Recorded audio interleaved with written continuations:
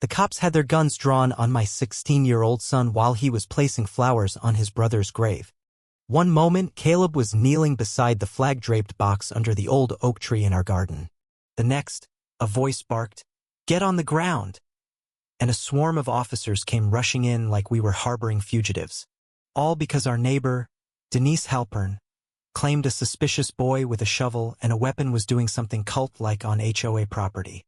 What Denise didn't realize, what she couldn't have known, was that this wasn't just any backyard ceremony. It was the burial of my eldest son, Benjamin, a decorated veteran who died overseas. And the woman walking toward the officers with calm fury in her eyes was the United States Attorney General.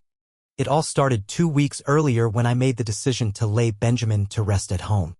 Our family has lived on these 5 acres for generations, long before the Homeowners Association bought up the land around us and stamped out cookie-cutter homes. The property was legally designated as a private burial site decades ago, a Southern tradition that predated the HOA's very existence. Benjamin's final wish was to be buried beneath the oak tree he and Caleb used to climb as boys. So we honored that wish.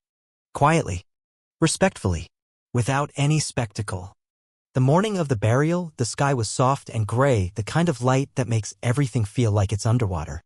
Caleb wore Benjamin's old scout jacket, sleeves too long, expression too grown for 16. There was no crowd. Just close family, a chaplain, and an honor song playing low on a speaker. Caleb stepped forward with a small bouquet of wildflowers and Benjamin's dog tags. He knelt, whispered something, and kissed the wood of the casket. That's when Denise shrieked, "What is going on here?" She screamed from her manicured lawn, arms crossed, eyebrows arched into the heavens.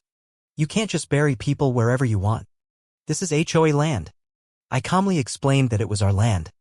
Federally registered. Exempt from HOA jurisdiction. She didn't listen. Denise never listened.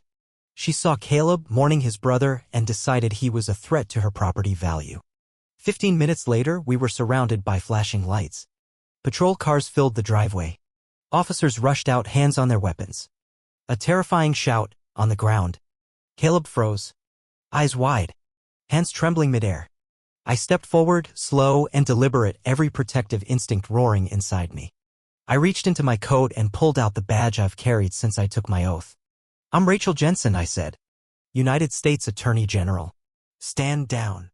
The lead officer's face went pale. Denise stood behind them, phone raised, smirking like she'd caught someone jaywalking. "I'll be pressing charges," she called out. "That boy threatened me with a stick." The stick was a folded flagpole. What followed was a wave of awkward apologies. Officers backing away. Caleb collapsing into my arms. Shaking. Denise, sensing the shift, tried to play it off. "I was just protecting the neighborhood," she chirped. "There are rules, you know?" "Yes," I said. "And I enforced them." Later that day, after making sure Caleb was okay, I walked the property with a camera. Denise had installed 2 new security cameras aimed directly at our backyard. She'd also nailed a sign to a tree. HOA regulated zone trespassers will be fined. She'd even sent us a cease and desist letter claiming our burial disrupted community tranquility. What she didn't know was that her HOA was already operating in the gray. I'd let it go. Grief is heavy. But Denise had lit a match. And now I was awake. The next morning, I called in a favor. Quietly. I asked for a Department of Justice investigator to take a look at the Oak Hollow HOA's books. I expected pettiness. Petty fines. Inflated maintenance fees. What I didn't expect. Wire fraud. Elder abuse. Surveillance violations. This wasn't just an overzealous HOA. It was a mini-kingdom, and Denise was its unstable queen. The day after Benjamin's burial, the neighborhood fell quiet. Even Denise's usually pristine flamingo lawn ornaments were off-kilter. I sat on the porch, coffee in hand, watching neighbors pretend not to see me. Word had gotten out. Not just about the police. About me. My job.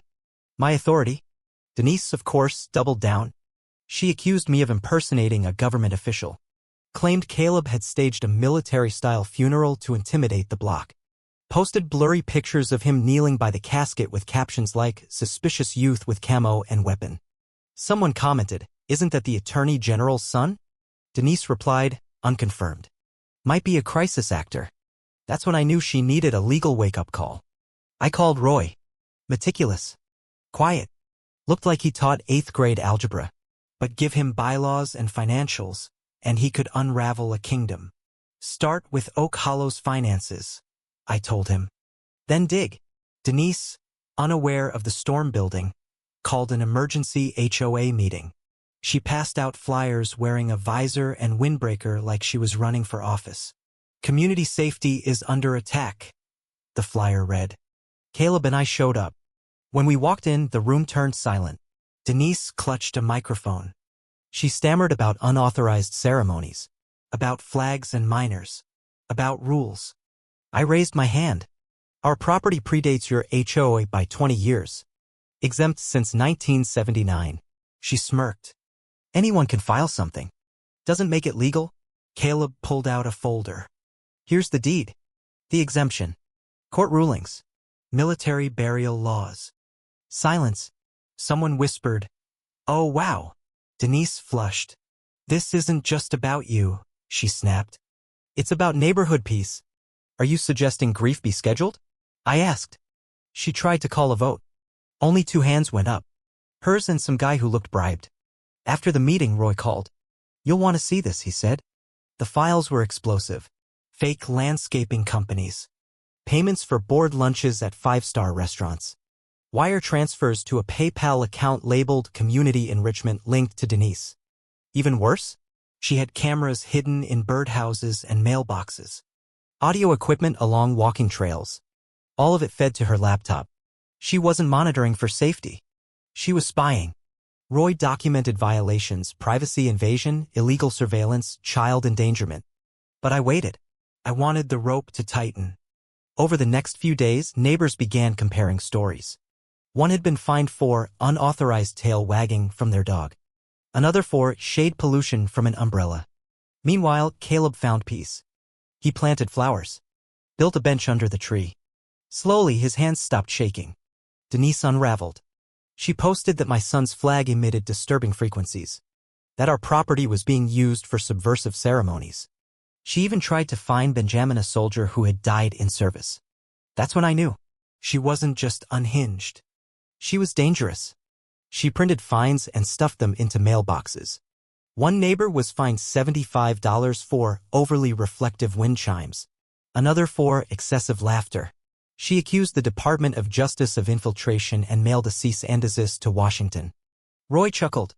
"I think she thinks she's a country now." We scheduled a quiet raid. No sirens, just agents collecting equipment. But I had a different plan.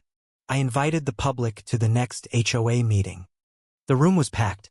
Denise took the mic, ranted about sovereignty. I stepped forward. "I think your neighbors deserve to see what you've done."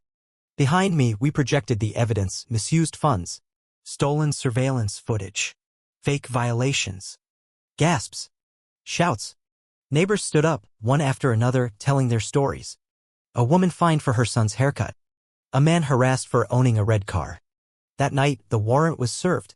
Agents removed Denise's equipment.